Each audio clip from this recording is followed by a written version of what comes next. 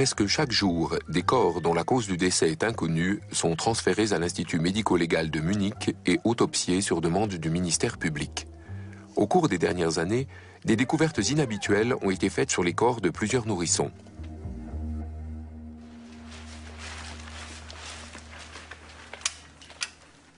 En 25 ans de carrière, le professeur Randolph Penning a autopsié plus de 10 000 corps.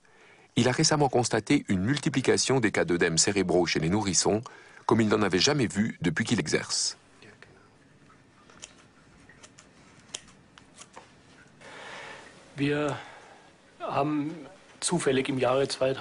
En 2002, nous avons par hasard été amenés, en l'espace d'un mois, à examiner plusieurs corps d'enfants qui avaient été vaccinés peu de temps auparavant. Nous avons remarqué que leur cerveau était très dur. Et lorsque le cerveau d'un nourrisson est dur, c'est pour nous un signe qu'il est peut-être mort par asphyxie. Ni notre institut ni la police criminelle ne pensions qu'il pouvait s'agir d'homicide. Mais les résultats que nous obtenions étaient suspects. Depuis l'introduction du vaccin hexavalent sur le marché, sur 120 enfants autopsiés, nous avons eu 6 cas de décès survenus le jour ou le lendemain de la vaccination. Cette multiplication des cas nous a alertés.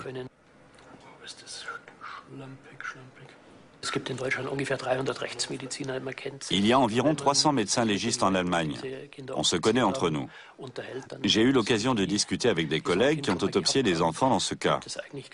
Et d'après eux, tout semble indiquer qu'il y a un lien entre le vaccin hexavalent et les décès qui sont survenus le jour même ou dans les 48 heures qui ont suivi la vaccination.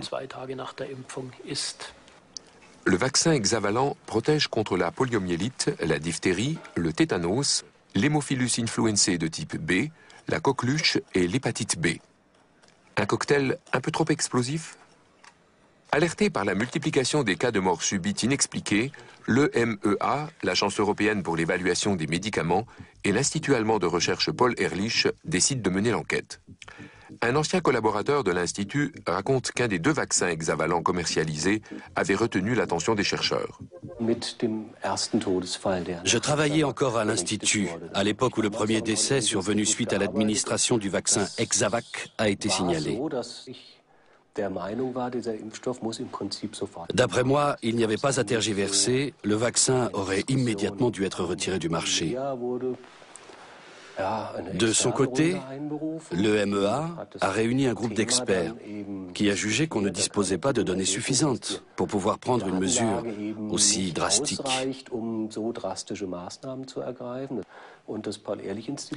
À la suite de quoi, l'Institut Paul Ehrlich a décidé de lancer une grande étude épidémiologique qui permettait de recenser tous les cas de mort subite du nourrisson.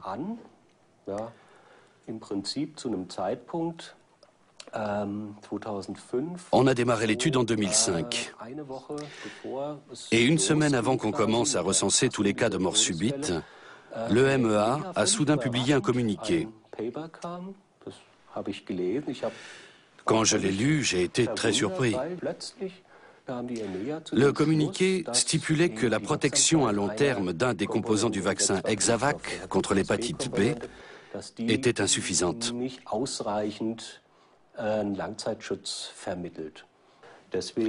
Sur les recommandations de l'EMEA, le fabricant a donc retiré le vaccin du marché, plus ou moins de sa propre initiative. En fait, la véritable raison pour laquelle ils ont retiré le vaccin, c'est qu'ils ne voulaient pas prendre le risque que d'autres décès surviennent et qu'ils apparaissent dans notre étude. Au final, ces cas de mort subite n'ont jamais vraiment été éclaircis. Mais de nombreux indices pouvaient laisser penser qu'ils étaient liés à un problème de vaccination.